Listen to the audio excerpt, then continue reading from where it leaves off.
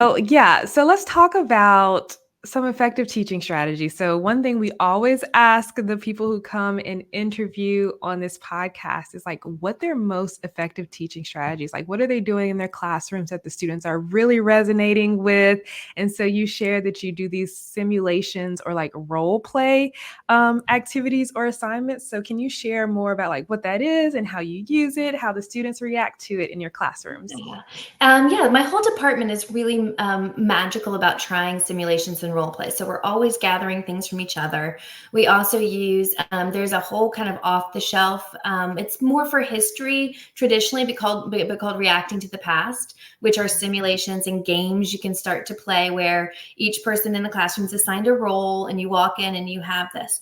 The logic for that, if I'm going to back up, teaching politics as society is becoming more and more divided was getting to a point where it was getting pretty sorrowful, when you would just kind of go in and start to, and I mean, it's always been that there's different issues and different sides to political issues when you're teaching them. But as those sides stopped really listening thoughtfully to each other, then having a lecture where you're just saying, well, here's one side.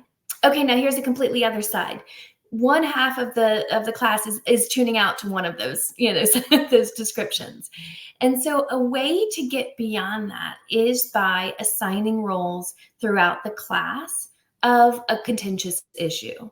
And so, for example, we had a case study this semester on Russia, Ukraine, and so of course you have those two actors, but we brought in so many other actors as well. We bring in the Red Cross that's trying to bring humanitarian aid. We bring in Poland, who's trying to absorb refugees from Ukraine. We bring in China and the complex role that China plays being as an ally of Russia. And so we have all of this classroom. I just mentioned that big lecture hall, even where you can't really move around as easily.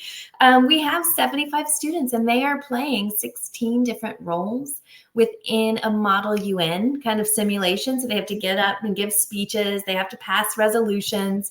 And what's great about it is whereas they come in and they thought they knew the answer to this, a complex political issue, probably from the news or a soundbite, but having to put them in that perspective that they might have otherwise not gravitated towards gives them so much more nuance. And they write little policy briefs that they will use in their lives that just kind of, gives the outline of the situation and recommends what their real world actor would be best served to enact.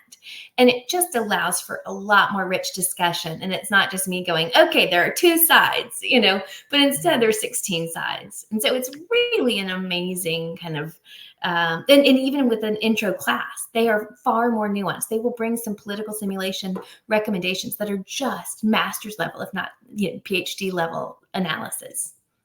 That's so cool. I would actually really enjoy your class. I feel like, especially as an undergraduate student, I was so like uninformed and I didn't like the news. And so I didn't really know about what was going on in the world. But I feel like your class would inspire me to like find the different nuances and perspectives within the story. So I think that's so cool. And like one of the things I heard you say was there was an issue or there was a challenge that you were overcoming like in your class as like the Mm-hmm. world becomes more divided, so it becomes more of a challenge to talk about these issues in your class as like one side versus another side.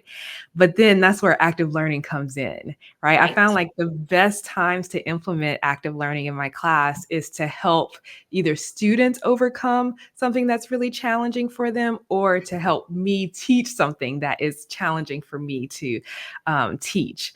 Do you find that there are some topics or some scenarios where it's easier or like maybe more effective to implement active learning?